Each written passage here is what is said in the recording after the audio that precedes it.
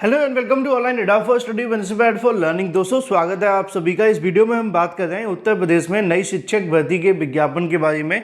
नई शिक्षक भर्ती को लेकर बेसिक शिक्षा मंत्री के माध्यम से दी गई जानकारी के बारे में। उत्तर प्रदेश के अंदर काफ़ी लंबे समय से उत्तर प्रदेश में नई प्राइमरी शिक्षक भर्ती विज्ञापन का बीएड और बीटीसी करने वाले अभ्यर्थी बेसब्री से इंतजार कर रहे हैं। लेकिन ऐसे में शिक्षक भर्तियों को लेकर अब क्या अपडेट है उस पर हम बात कर रहे हैं। चैनल को सब्सक्राइब करके बेल आइकन को दबा लें और वीडियो को लाइक कर दें, जिससे कि आपको रियल ऑथेंटिक जानकारी ऑनलाइन अड्डा फॉर स्टडी यूट्यूब चैनल से मिलती रहे। जैसा कि दोस्तों आप सभी जानते हैं कि हाल ही में बीएड वर्सेस बीटीसी के मामले के बाद से बीएड करने वाले अभ्यर्थी उत्तर प्रदेश की आने वाली पीआरटी शिक्षक भर्ती के अंदर तब तक वैलिड नहीं होंगे जब तक केंद्र सरकार या फिर एनसीटी के माध्यम से कोई नया नियम या कोई संशोधन नहीं कर दिया जाता। और ये बात आप सभी से छुपी नहीं है कि एनसीटी हो या फिर केंद्र सरकार, वो इस मामले को लेकर पूरे तरीके से डीएक्टिवेट हैं और ना ही वो इस मुद्दे पर विचार करते हुए दिखाई दे रहे। इसकी वजह है कि जब से बीएड वर्सेस बीटीसी का फैसला आया है उसके बाद से लगभग सभी प्रेजेंट में चल रही भर्तियों से बीएड को बाहर कर दिया गया है, बल्कि जिनको नौकरी दी गई है उनकी नौकरी भी वापस ले ली गई है। कई राज्यों में तो ऐसा भी देखा जा रहा है और कई राज्यों में अभी फैसले होने बाकी हैं। यानी कि बीएड की योग्यता को लेकर तो पूरे तरीके से स्पष्ट है कि उत्तर प्रदेश में नई प्राइमरी शिक्षक भर्ती के अंदर बीएड करने वाले अभ्यर्थी अभी वैलिड नहीं है। ऊपर स्टार लगा लेना जब तक एनसीटी या केंद्र सरकार कोई फैसला इनके पक्ष में नहीं ले लेती। लेकिन इसी बीच अगर बात कर ली जाए उत्तर प्रदेश में नई शिक्षक भर्ती के विज्ञापन के बारे में, साथ ही साथ लोकसभा चुनाव को लेकर कल एक वीडियो आप सभी के सामने देखने के लिए मिला था। मैंने आप सभी के लिए खुद वीडियो बनाया था, उसमें आपको मैंने खंडन करते हुए जानकारी दी थी, जिसमें यह दावा किया जा रहा था कि लोकसभा चुनाव की आचार संहिता फरवरी में लागू कर दी जाएगी। और वहां पे मैंने आप सभी को इस न्यूज़ के ऊपर एक बड़ा सा क्रॉस लगा के बताने की कोशिश की थी कि जो हमारा दैनिक भास्कर समाचार पत्र है, इसके ऊपर तो बिहार लोक सेवा आयोग ने केस तक कर दिया है, ये कहते हुए कि इनके माध्यम से दी गई जानकारी पूरे तरीके से स्पष्ट नहीं होती हैं, आयोग की छवियों को खराब करने जैसी होती हैं, क्योंकि इन्होंने जो जानकारी देनी होती है वो संभावनाओं पर आधारित होती हैं। और इन्होंने कहीं ना कहीं समाचार पत्र के अंदर ये भी लिख दिया था हाल ही में कि फरवरी के अंत में चुनाव की जो घोषणा है वो हो सकती है, अप्रैल में मतदान 3 चरण के होंगे, जबकि अभी तक चुनाव आयोग के माध्यम से इसको लेकर कोई भी स्पष्टीकरण नहीं दिया गया है। चुनाव आयोग की एक बैठक होने वाली है 11 से लेकर 12 तारीख को, जिसमें ये वो डिसाइड करेंगे कि कब चुनाव होने हैं और कब से चुनाव की घोषणा होनी है और कब से चुनावी आचार संहिता लगनी है। यानी कि ये बात तो पूरे तरीके से तय है कि ये जानकारी अभी पूरे तरीके से ऑथेंटिक नहीं है, इसलिए कल भी मैंने इसको लेकर आपको खंडन किया था। हो सकता है कि चुनाव आप सभी के अप्रैल में हो जाए, हो सकता है चुनाव आपके जून या जुलाई में हो।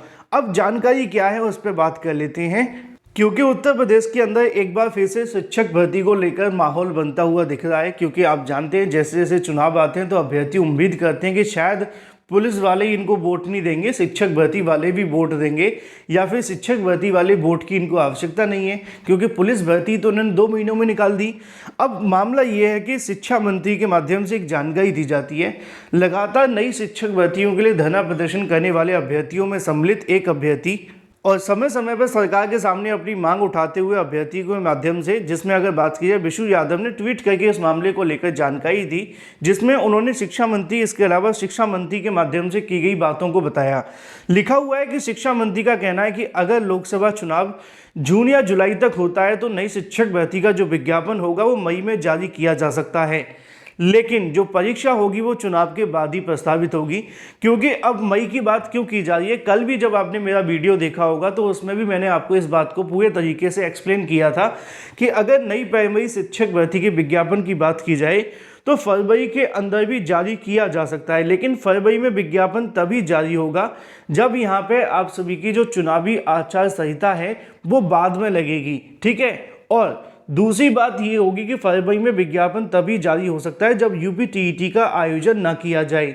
यानी कि बिना यूपी-टीईटी के सीधे अगर नई शिक्षक भर्ती का विज्ञापन जारी हो जाता है तो फरवरी के अंदर उत्तर प्रदेश में नई प्राइमरी शिक्षक भर्ती आ सकती है। लेकिन ऐसा संभव दिखता नहीं है कि सरकार यूपीटीईटी ना कराए, क्योंकि सरकार को एक बड़ी संख्या में यूपीटीईटी से धन मिलता है, इसलिए सरकार यूपीटीईटी कराने के लिए प्रतिबद्ध रहती है। तो इसीलिए यहाँ पे लिखा हुआ है कि शिक्षा मंत्री का कहना है कि अगर लोकसभा का चुनाव जून और जुलाई में होता है तो मई में नई शिक्षक भर्ती का विज्ञापन आ सकता है, जो कि पूरे तरीके से पॉसिबल है। उसकी सबसे बड़ी वजह है कि फिर सरकार के पास में एक अच्छा खासा समय होगा यूपीटीईटी कराने का भी और नई प्राइमरी शिक्षक भर्ती का विज्ञापन जारी करने का भी। इसके अलावा चाहे वो लंबित भर्तियां हो, जैसे कि टीजीटी पीजीटी की परीक्षा कराना हो, उन परीक्षाओं को भी बड़ी आसानी से करवाया जा सकता है। लेकिन ये सब कुछ होगा तभी जब चुनाव आगे बढ़ेंगे। अभी ना तो ये बात कंफर्म है कि चुनाव अप्रैल में होने वाले हैं, और ना ही ये बात पूरे तरीके से कंफर्म है कि जून जुलाई में हो रहे हैं। लेकिन जो शिक्षा मंत्री ने कहा है उसको लेकर मैं आपको आगे बता रहा हूँ।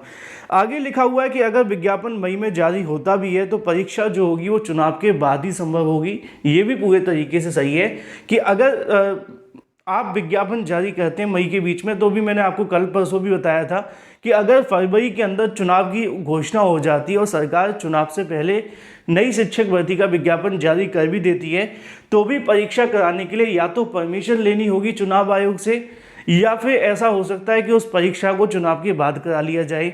तो दोनों ही कंडीशन के अंदर परीक्षा चुनाव से पहले हो पाने की संभावना कम है। अगर यूपीटीईटी के बिना शिक्षक भर्ती आ जाए तो उसकी परीक्षा भी हो सकती है और उसका रिजल्ट भी जारी हो सकता है।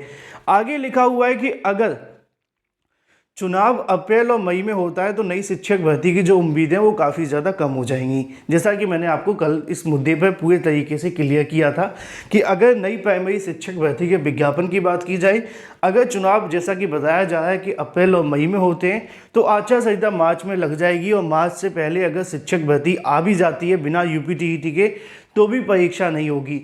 और ये सारी बातें डिपेंड करेंगी सरकार के ऊपर कि वो चाहते क्या है। अगर सरकार चाहे तो नई प्राइमरी शिक्षक भर्ती का विज्ञापन फरवरी महीने में भी जारी कर सकती है, क्योंकि नए शिक्षा सेवा चयन आयोग का गठन का प्रोसेस है वो इस महीने के लास्ट में ख़त्म होने की काफ़ी उम्मीदें हैं, और फरवरी का पूरा महीना होगा सरकार के पास में नई प्राइमरी शिक्षक भर्ती का विज्ञापन जारी करने के लिए। और अगर सरकार चाहे तो नई प्राइमरी शिक्षक भर्ती का विज्ञापन जारी तो कर सकती है, लेकिन परीक्षा कराना न कराना ये चुनाव के बीच में फंसेगा। चाहे चुनाव अगर देरी से होते हैं तो फिर सरकार यूपीटीईटी भी करा सकती है, और यूपीटीईटी के साथ साथ नई शिक्षक भर्ती भी करा सकती है। फिलहाल जो जानकारी यहाँ पे आप सभी के सामने दी गई थी वो मैंने आपके सामने रख दी है।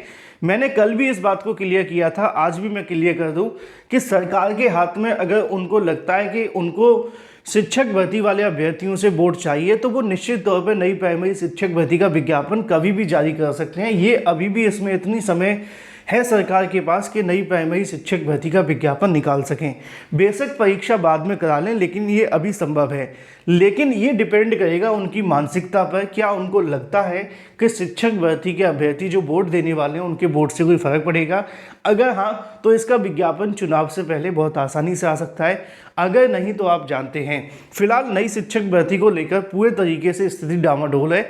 लेकिन उम्मीद कर रहे हैं कि शायद सरकार की आंखें खुले और नई प्राइमरी शिक्षक भर्ती का विज्ञापन जारी करें। जो भी अपडेट है वो आप सभी तक पहुंचाए जाने का प्रयास रियल ऑथेंटिक माध्यम से, साथ ही साथ एक्सप्लेन कर दिया जाता है जिससे कि आपके मन में किसी प्रकार का कोई सवाल बचे ना। Thank you for watching this video.